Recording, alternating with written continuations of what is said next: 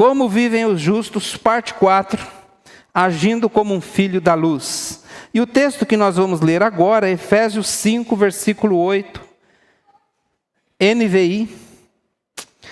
Efésios capítulo 5, versículo 8 até o 17, NVI.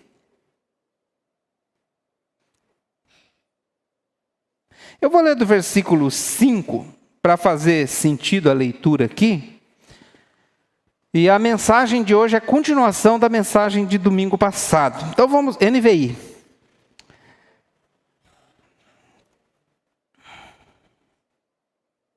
Versículo 5 em diante.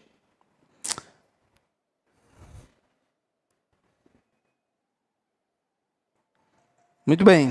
Diz assim: porque vocês podem estar certos disto: nenhum imoral, nem impuro, nem ganancioso, que é idólatra, tem herança no reino de Cristo e de Deus. Ninguém os engane com palavras tolas, pois é por causa dessas coisas que a ira de Deus vem sobre os que vivem na desobediência. Portanto, não participem com eles dessas coisas. Porque outrora vocês eram trevas, mas agora são luz no Senhor. Vivam como filhos da luz. Pois o fruto da luz consiste em toda bondade, justiça e verdade. E aprendam a discernir o que é agradável ao Senhor. Versículo 10, vou ler de novo. E aprendam a discernir o que é agradável ao Senhor. Não participem das obras infrutíferas das trevas, antes exponham-nas à luz, porque aquilo que eles fazem oculto, até mencionar, é vergonhoso.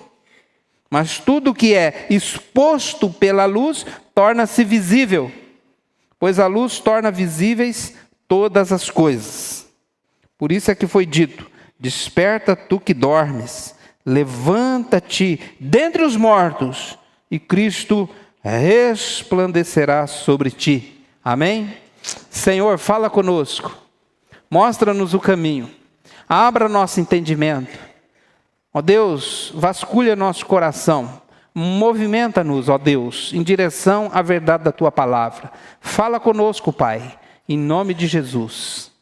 Pai, não permita que nada nos distraia, não permita que nada tire a nossa atenção.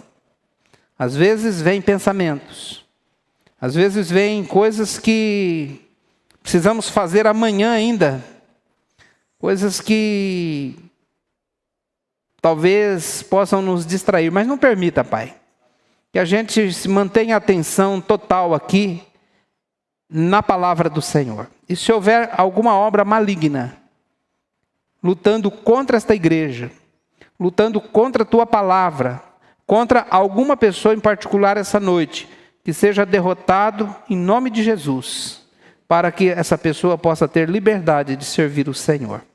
Nos ajude a entender a tua palavra agora, em nome de Jesus, amém.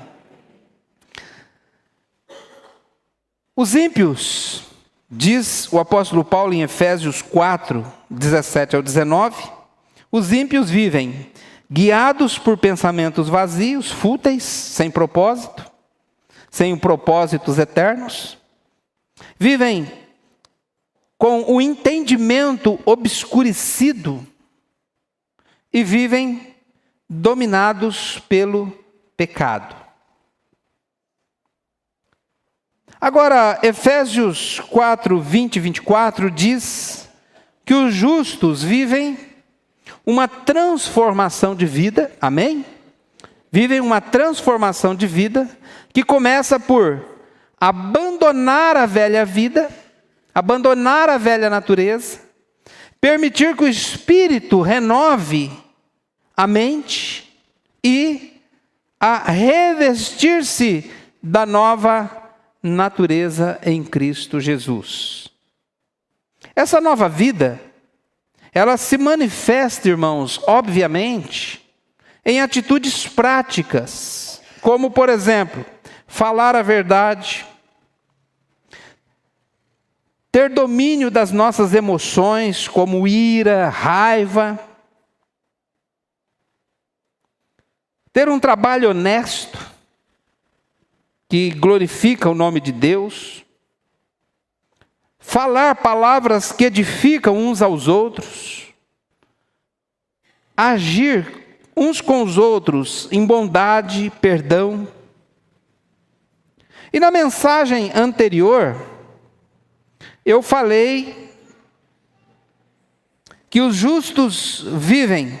Coloca lá para mim, querido.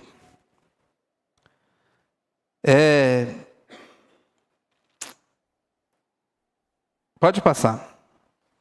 Tem aqui uma mensagem central. Eu já vou ler ela. O que é uma mensagem central? É o sermão todo resumido, né, numa sentença que faça sentido, de maneira que, se você entender essa mensagem central, você vai entender todo o sermão. A nova vida em Cristo exige um compromisso diário de imitar a Jesus, rejeitar as obras das trevas e demonstrar, por meio de ações concretas, a transformação que o Evangelho produz em nós. Vamos ler para gravar? Vamos lá. A nova vida em Cristo exige um compromisso diário de imitar Jesus, rejeitar as obras das trevas e demonstrar, por meio de ações concretas, a transformação que o Evangelho produz em nós. Muito bem. Então, a pergunta é: como vivem os filhos da luz? Pode passar. Como vivem os justos? Em primeiro lugar, amando como Cristo amou. Domingo passado eu falei que os justos vivem amando como Cristo amou. Que o amor é a maior evidência na vida de um filho de Jesus, de um seguidor de Jesus, de alguém que anda com Cristo. Segundo lugar, como vivem os justos? Rejeitando toda forma de impureza, ganância e imoralidade. Especialmente a impureza sexual e o linguajar obsceno e vulgar. É isso que nós falamos semana passada. Agora, no texto que nós acabamos de ler, o apóstolo Paulo vai mostrar que viver como um filho da luz é refletir a luz de Cristo por meio de um cuidado intencional nas escolhas e nas prioridades. Então, pode colocar aí para mim o terceiro ponto. Andando como filho da luz. Como vive um justo? Ele vive como um filho da luz. Versículo 8. Antes vocês eram trevas, mas agora são luz no Senhor. Vivam como filhos da luz. Irmãos, está claro ou não? Antes, vocês eram trevas. Não é que nós estávamos em trevas, nós éramos as trevas. Na NVT eles traduziram assim: mergulhados na escuridão. Não é que a ideia que nós estávamos no escuro, nas trevas. A ideia é que nós fazíamos parte do sistema das trevas. Nós estávamos lá ajudando a escurecer mais ainda. Mas ele diz: mas agora vocês são luz no Senhor. Amém, irmãos? Amém. Portanto, se você é luz, e quem é luz aqui no Senhor? Viva como filho da luz. Se você é luz, viva como filho da luz. Paulo dá um contraste muito forte entre trevas e luz. Ser trevas é uma metáfora que representa o pecado, a depravação. Portanto, viver nas trevas é viver separado de Deus, dominado pelo pecado, ignorando a verdade e praticando obras que desagradam a Deus. Paulo fala isso em Efésios 2, no texto que nós lemos. Antes vocês viviam mortos em delitos e pecados, fazendo a vontade da carne e dos pensamentos. Éramos por natureza filhos da ira, como os outros também eram. Então, irmãos, ser trevas é isso. Agora, o que é ser luz? E essa definição é importante. O que é ser luz? Ser luz é uma metáfora que representa o caráter moral de Deus. Deus é luz e não há nele treva alguma, diz o apóstolo João. Ser luz, portanto, é viver em comunhão com Deus, refletindo o caráter de Deus, praticando a verdade de Deus, a bondade de Deus, a justiça de Deus, de forma que possamos assim viver uma vida que revela Cristo ao mundo. Como eu falei nas mensagens passadas, existe um contraste claro entre ser filho de Deus e o que não é filho de Deus. Deve haver um contraste entre aquele que está em Cristo e aquele que não está em Cristo. Isso deve ser evidente através da manifestação das nossas obras, principalmente na forma com que nós nos relacionamos uns com os outros. Irmãos, no contexto de Efésios 5, luz, ele é sinônimo de santidade, a vida separada do pecado. Ele é sinônimo de verdade, alinhamento com a vontade e os princípios de Deus. Luz é sinônimo de justiça, praticar aquilo que é correto, aquilo que é íntegro, aquilo que é reto. É sinônimo de vida transformada em Cristo. Ou seja, um testemunho visível da graça de Deus e do caráter de Deus em nós. E aí eu pergunto, como é então que se anda na luz? Versículo 9. Ele diz: pois o fruto da luz consiste em toda bondade, justiça e verdade. Então, como se anda na luz? Em primeiro lugar, produzindo os frutos da luz. Você sabia que a luz aqui de Deus produz frutos? O que é fruto? É resultado. Andar na luz traz resultados. Quais são os resultados? Bondade, justiça, verdade. E ele diz, como que se anda na luz? Versículo 10. Aprendam a discernir o que é agradável ao Senhor. Na versão atualizada diz, provando o que é agradável ao Senhor. E a palavra provar significa testar por meio de uma experiência. Como, por exemplo, você testar se um metal se um ouro, por exemplo, ali alguém diz que aquela peça é de ouro, você vai provar se aquilo testar se aquilo é ouro de verdade ou é ouro falso. Como que se prova? Tem lá uma química, uma coisa que eles colocam e testam. Não, isso é original, é verdadeiro. Provar é isso, é você submeter as suas ações a um teste, para ver se essas ações irão honrar e agradar a Deus. Quem está entendendo?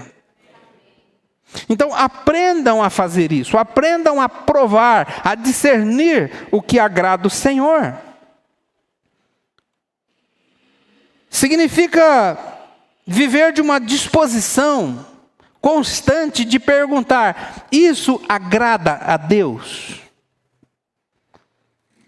Não é viver no automático, mas viver com intenção, filtrando tudo pela vontade de Deus. Ou seja, é desenvolver uma sensibilidade espiritual que nos guia em nossas escolhas, atitudes, conversas, relacionamentos, entretenimentos e até nos nossos pensamentos. Na prática, isso poderia se traduzir em algumas perguntas. Por exemplo, isso que estou prestes a fazer, isso que estou prestes a falar, vai honrar e glorificar a Deus? Isso é fazer um teste antes de fazer. Por exemplo, você vai assistir um filme ou uma série e você antes vai provar aquilo que é agradável ao Senhor. Vai lembrar dessa mensagem, vai lembrar do que o apóstolo Paulo escreveu em Efésios 5, 10. E você vai então fazer um teste. O conteúdo que estou prestes a consumir, uma música, uma série, um filme, vai honrar e agradar ao Senhor? Se a resposta for não, Então você fala, não vou fazer, porque isso não agrada o Senhor. Ou, eu vou trocar, vou fazer outra coisa que agrada o Senhor. Outra pergunta, a minha postura, por exemplo, num conflito com alguém, está refletindo os valores, está refletindo o caráter de Cristo, a bondade de Cristo, o amor de Cristo? Se a resposta for não, não está. Pelo contrário, Jesus jamais faria isso. Isso não é a vontade de Deus. Então você diz, não vou fazer. Estou prestes a fazer um negócio.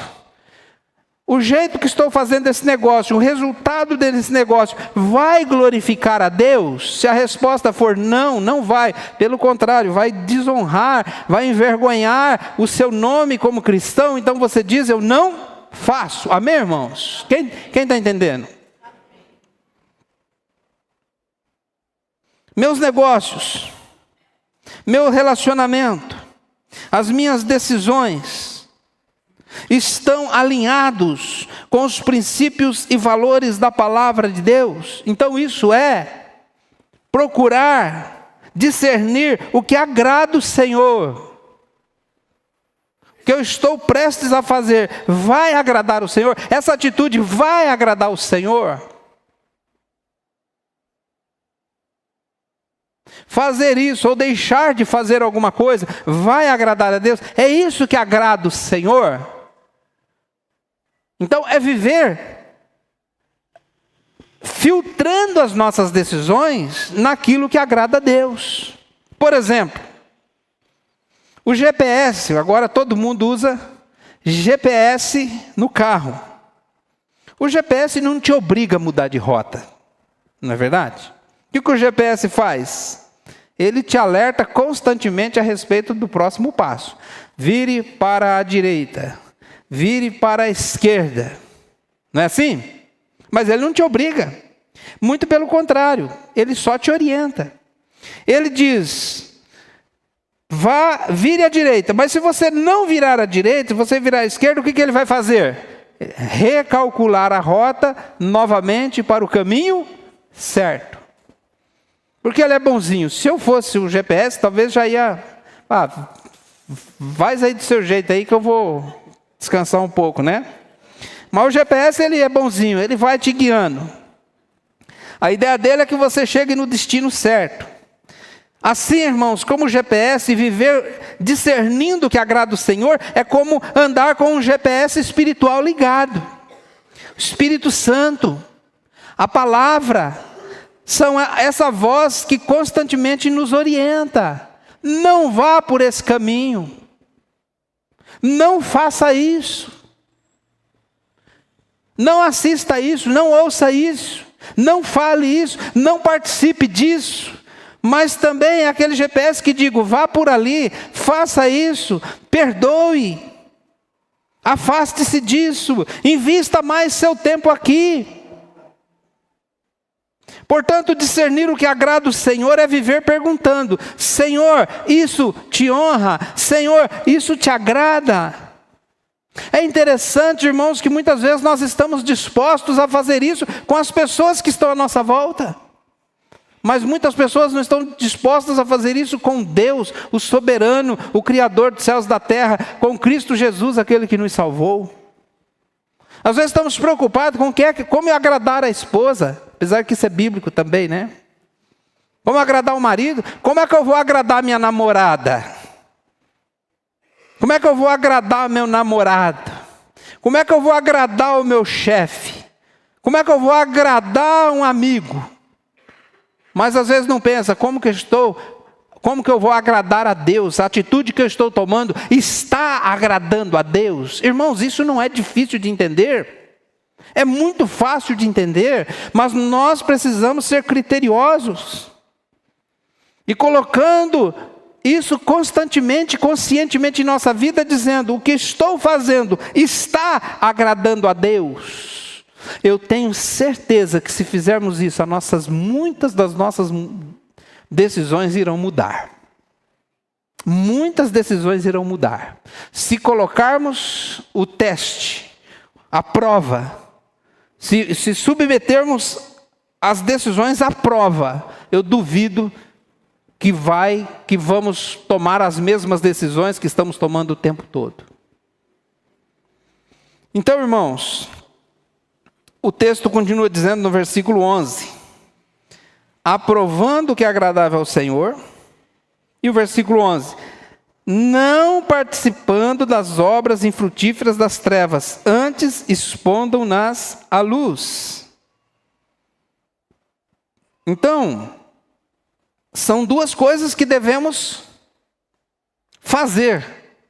Primeiro, pôr à prova as minhas atitudes, as minhas decisões, para ver se agrada o Senhor, e rejeitar aquilo que nós sabemos que não agrada o Senhor. Amém, irmãos? E como que nós fazemos isso? Expondo a luz, acendendo uma luz. Versículo 13. Ele diz, vamos ler o versículo 12. Porque aquilo que eles fazem oculto, até mencionar é vergonhoso. Ou seja, são coisas tão terríveis, tão obscenas, tão terríveis que não dá nem para mencionar numa pregação como essa, ou numa conversa com as crianças da casa. São coisas pesadas mesmo. O mundo é terrível. Mas o versículo 13 traz essa orientação. Mas tudo que é exposto à luz torna-se visível, pois a luz torna visíveis todas as coisas. Quem quer mudar de atitude, se expõe à luz. Sim ou não?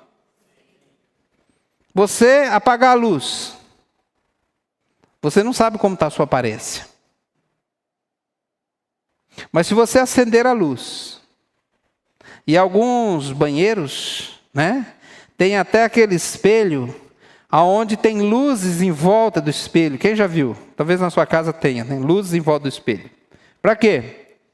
Para poder acender aquela luz e poder ver exatamente como está a sua aparência, o seu rosto. Exatamente essa é a ideia. O Senhor Jesus Cristo disse isso em João capítulo 3. João capítulo 3, versículo 19. João 3, 19. Ele diz: este é o julgamento. A luz veio ao mundo, Jesus veio ao mundo, trazendo a verdade, um novo modelo de vida. Mas os homens amaram mais as trevas e não a luz. Por que eles fizeram isso? Porque as suas obras eram más. Quem pratica o mal, odeia a luz. Quem pratica o mal, odeia a luz. E não se aproxima da luz. Não se aproxima da luz. Temendo, qual é seu temor? Por que você não quer vir aqui para a luz? Temendo que as suas obras sejam manifestas, sejam claramente vistas. 21. Mas quem pratica a verdade, vem para a luz. Por quê? Para que se veja claramente que as suas obras são realizadas por intermédio de Deus. Simples.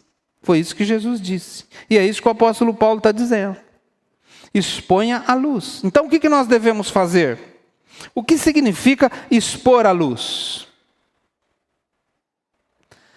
Expor a luz é um ato de trazer à luz o pecado ou as obras escondidas das trevas. Ou seja, revelar algo que está oculto e que causa mal à pessoa ou causa mal ao corpo, à igreja, para que haja arrependimento, correção e restauração.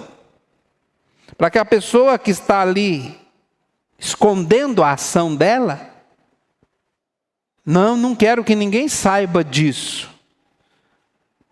E aí parece até uma coisa ruim que alguém, um irmão em Cristo, vá lá e exponha isso. Parece algo ruim, mas não é não. É bom. É bom por quê? Porque ele está libertando essa pessoa de algo que está oprimindo ela. Trazendo arrependimento, correção e restauração. Abençoando a vida da pessoa, abençoando a igreja do Senhor Jesus. Por exemplo, descobrir que um irmão está vivendo uma vida de pecado escondido. Então, com amor, com sabedoria, no Espírito, como diz lá em Gálatas, ir lá confrontá-lo para que ele mude. Confrontar é, irmão, você está errado. O que você está fazendo é viver no pecado. Ir lá confrontá-lo é expor a atitude dessa pessoa à luz. É acender a luz. Quando alguém tem um comportamento errado, que está escondido, então ali os líderes, ou qualquer irmão da igreja, trazer esse pecado à tona, com o objetivo de cuidar, de restaurar a vida do irmão, então isso é trazer a luz. É um tratamento espiritual saudável. Amém, irmãos?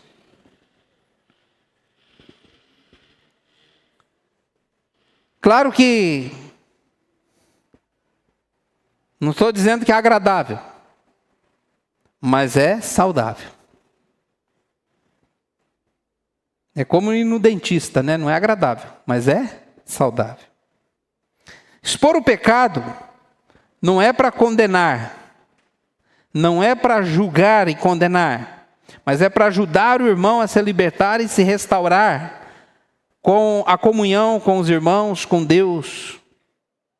E o apóstolo Paulo finaliza com um chamado aqui muito forte, aonde ele diz: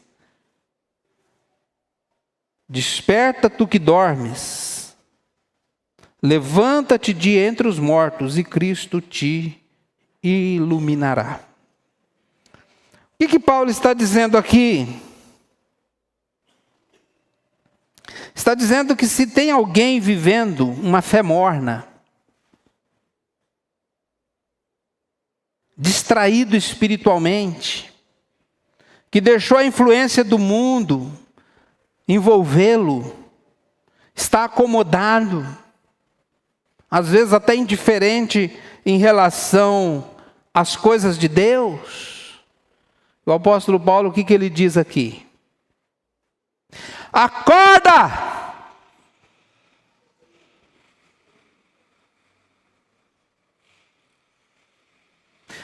Acorda! Oh! Sai dessa! Vai continuar assim até quando? Vivendo como um morto entre os mortos, acorda!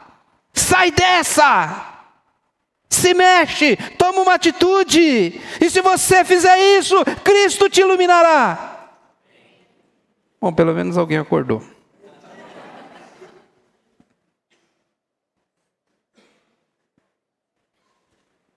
É isso. Tem hora, irmãos, que a gente precisa acordar. Às vezes, aquela pessoa perdeu a hora, está no quarto, cortina fechada, dormindo. A mãe entra no quarto, acende a luz, abre a cortina, acorda! E a pessoa acorda com o olho esbugalhado. Ai, o que aconteceu? Você perdeu a hora, acorda, é hora de acordar. O sol já está alto. Você já está atrasado, acorda! Com certeza tem muitos, mas muitos crentes que precisam de um chacoalhão assim. Acorda! Acorda! Portanto, meus irmãos, viver na luz é viver de maneira íntegra, honesta, coerente. É não fazer acordos secretos com o pecado, ter que viver de forma escondida. E eu digo, se você tem alguma coisa que você tem que esconder, você está em pecado. E ore para que Deus possa trazer alguém para te iluminar, para te restaurar, para te dar uma chance de viver em liberdade em Cristo Jesus. Amém ou não? Amém. Quarto lugar.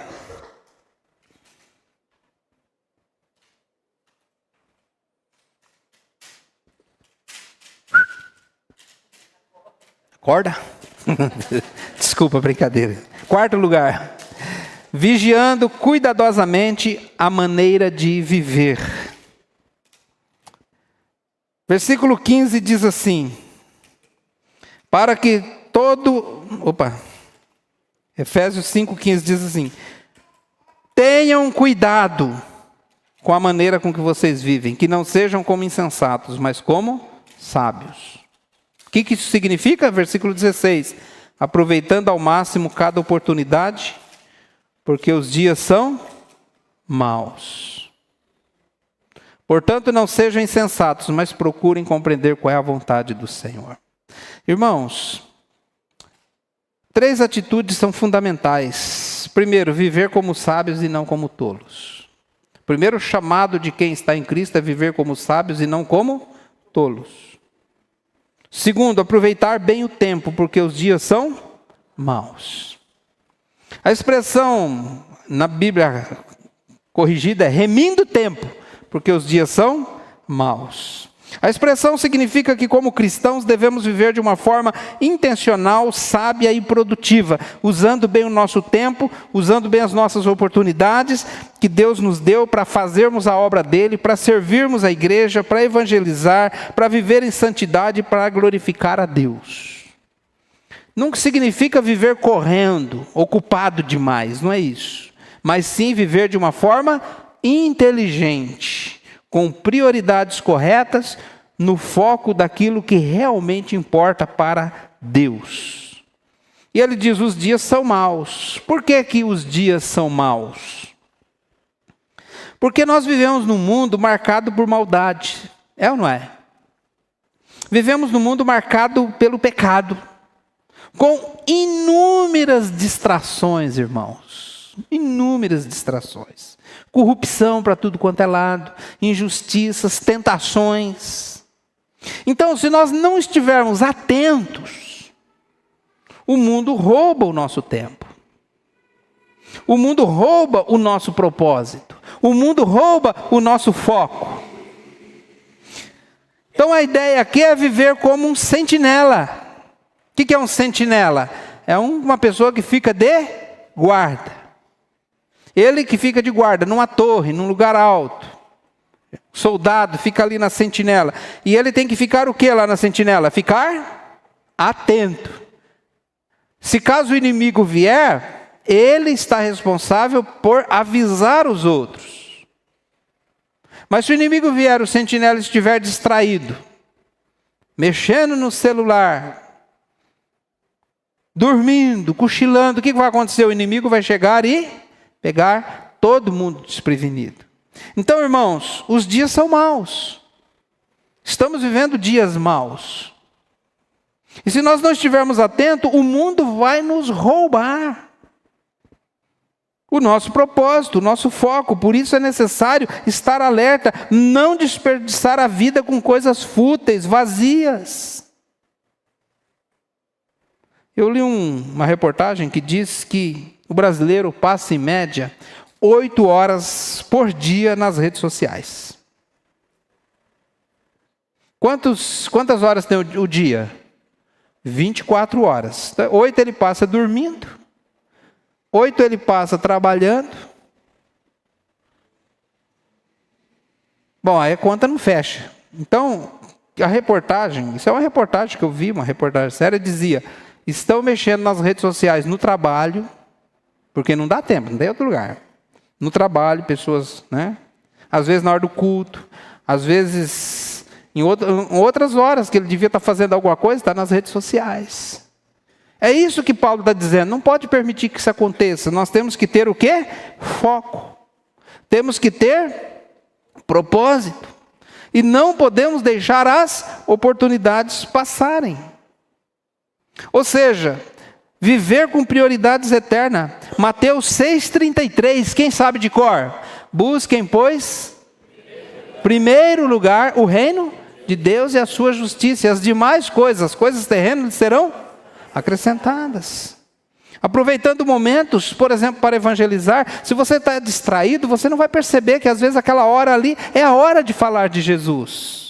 Tá com tanta coisa na cabeça, é guerra, é política, é isso, é futebol, é tanta coisa ali na cabeça, tanta coisa que se alguém chega perto de você e fala, e a guerra? Como é que tá?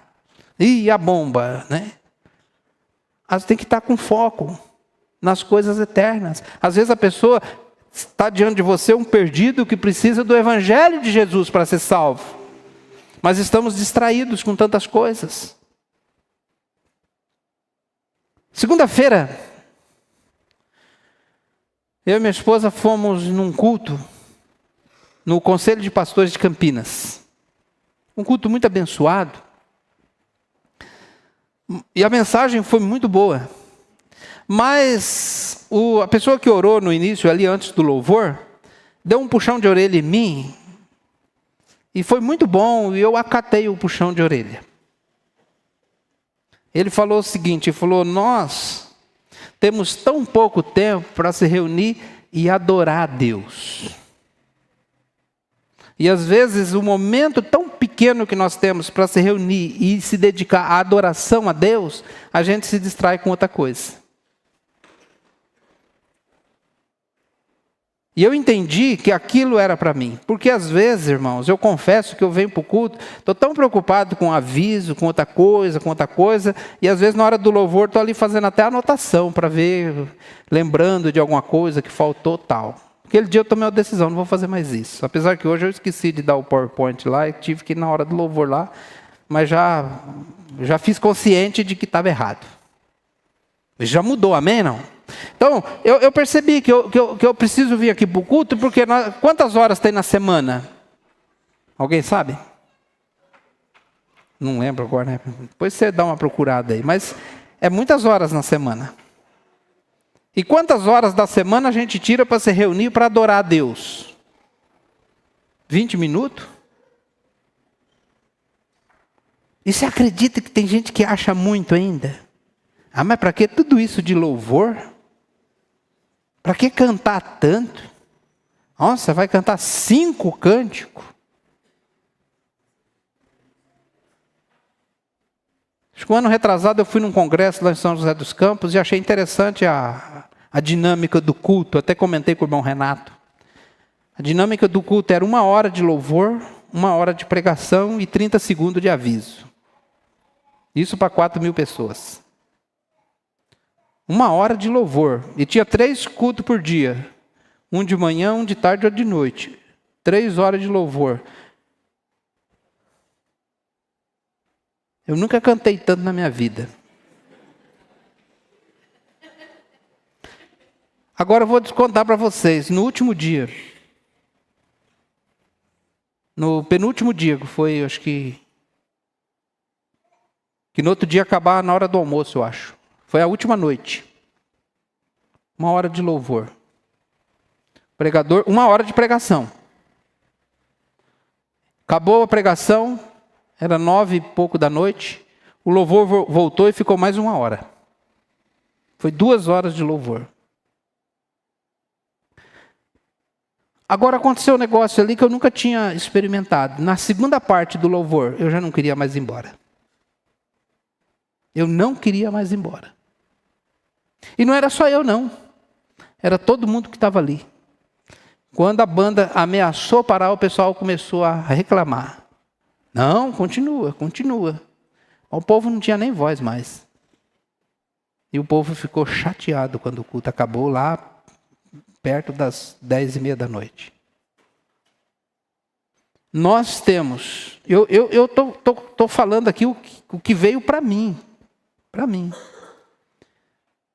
Se temos tão pouco tempo para adorar a Deus, tão pouco tempo para se reunir e adorar o Senhor, e ainda eu fico distraído, eu tomei aquela palavra, eu falei, não vou fazer mais isso, agora eu vou me concentrar no louvor. Se esqueceu o aviso, esqueceu alguma coisa, tudo bem, mas aqui é a hora de louvar o Senhor, de adorar a Deus. E se o grupo de louvor cantar mais um cântico, não vou reclamar. Porque a gente tem Quantas horas por semana mesmo? Eu tenho certeza que alguém pesquisou. 168 horas? 168 horas. E a gente tira dessas 168 horas 20 minutos para se reunir, adorar a Deus, e o povo ainda reclama. Não estou falando de vocês, tá, irmãos? Estou falando que às vezes eu ouço comentários, não é aqui da nossa igreja, não. Ninguém reclamou aqui da igreja, não é isso. Às vezes eu estou falando que as pessoas reclamam, falam, é muita cantoria. Não, irmãos, será que é muito mesmo? E eu pus isso no meu coração. Não vou mais me distrair. Vou me corrigir nisso. Porque eu não quero me distrair no momento do louvor. Eu quero estar concentrado naquilo que eu vim aqui para fazer. Adorar o nome do Senhor. Isso é aproveitar bem a oportunidade, é ou não é? Olha, você tem 168 horas por semana. Das 168 horas, você tira 2 para vir no culto. Quem vem na escola dominical, tira 4. Sobra quantas? 164. Isso dá quantos por cento? Muito pouco. E ainda, às vezes a pessoa vem aqui no culto e ele não aproveita a oportunidade de ouvir a palavra. E dá sede, e dá vontade no banheiro, e tem que atender o telefone, e tem que não sei o que lá. Irmãos, vamos aproveitar a oportunidade. Às vezes nós estamos como segunda-feira, convidado, vamos lá no culto, vamos. Aí eu peguei, fomos com a minha esposa. E aí veio essa palavra lá que o dirigente falou, e eu tomei para mim. Aproveitei aquela oportunidade para mudar algo na minha vida que não estava correto, que não estava bem. Então, irmãos, aproveita que você está aqui, que você veio. Aproveita bem o tempo. Aproveita o tempo. Quinta-feira, na nossa célula, a gente aproveitou bem o tempo lá. Porque o povo estava animado, fazendo perguntas, tirando as suas dúvidas. Isso é maravilhoso. Que tempo bem aproveitado. Que tempo bom. Que tempo maravilhoso foi aquele de célula. Além da comunhão, além de tudo mais, um tempo de refletir profundamente sobre o que Deus quer da nossa vida. Então,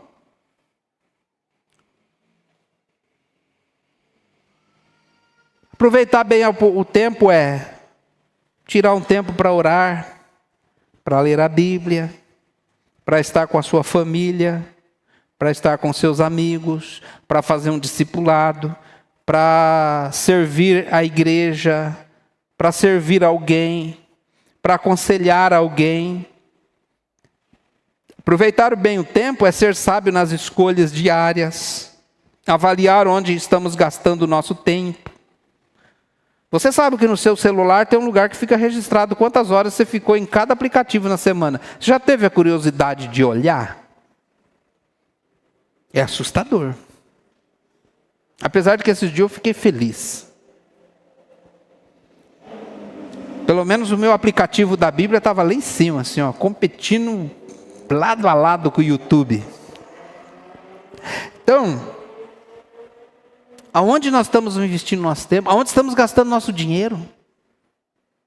Aonde estamos gastando a nossa energia? As nossas emoções? Aproveitar bem o tempo é não adiar o que Deus te chamou para fazer. Os dias são maus. Os dias são incertos. O mal tem se levantado como nunca se levantou em nenhuma geração, irmãos. Guerras para tudo quanto é lado.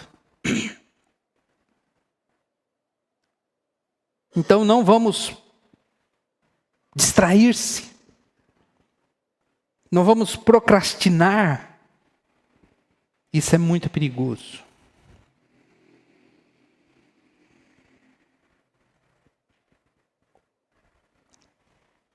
Imagina que você ganhou um bilhete de um supermercado E você pode ir naquele mercado e encher um carrinho do jeito que você quiser, com tudo que você quiser. Bom, né? Pegar o que você quiser, aqueles potão grandão de Nutella, aquele salame mais caro, 4, 5 pó de café. Vai ser assaltado, ser assaltado na saída do mercado, sequestrado. Aí você ganha esse bilhete, fica feliz, sim ou não? Só que ele vale só por 24 horas. Você deixa para ir amanhã lá? Claro que não. Assim, irmãos, são as oportunidades que Deus nos dá todos os dias, 24 horas.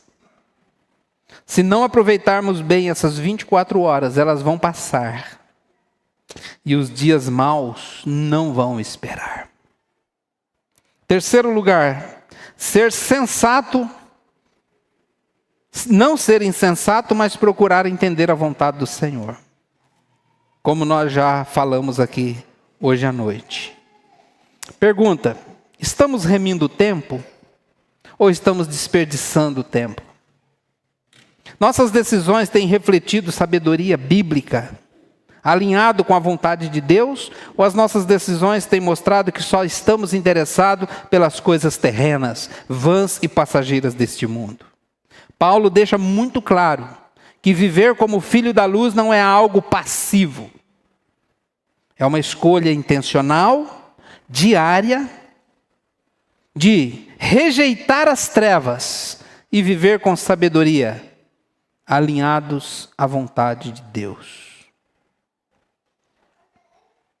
Será que as minhas escolhas, será que as minhas decisões, será que os meus hábitos têm revelado uma vida guiada pela sabedoria de Deus? Baixe sua cabeça, vamos orar. Quero fazer, antes dessa oração, enquanto você está refletindo sobre o que falamos, quero te fazer um desafio essa noite. Quero te desafiar, essa semana agora, 7 dias, a viver em santidade. A não fazer nada esta semana que contrarie o que agrada a Deus. Quem topa? Eu não vou fazer nada essa semana que desagrada a Deus, mas eu vou filtrar todas as minhas ações e vou perguntar: isso está agradando a Deus? Se você quer fazer esse acordo, ore comigo agora dizendo assim: Senhor, eu me comprometo a tomar decisões esta semana que te agradam e a não fazer nada que não te agrade. Me ajuda, Senhor, a filtrar as minhas decisões, a viver uma semana buscando a santidade plena na minha vida. A santidade plena. Senhor Deus, ajude-nos a despertar. Ajude a viver como filhos da luz, refletindo tua bondade, a tua justiça, a tua verdade. Que possamos, meu Deus, remir o tempo, aproveitar bem as oportunidades, escolher com sabedoria e viver alinhados à tua vontade. Não nos deixe perder tempo com este mundo, com as coisas do mundo, que é um mundo que tem muitas distrações, ó Pai. E enche-nos com teu Santo Espírito, para que sejamos luz no mundo.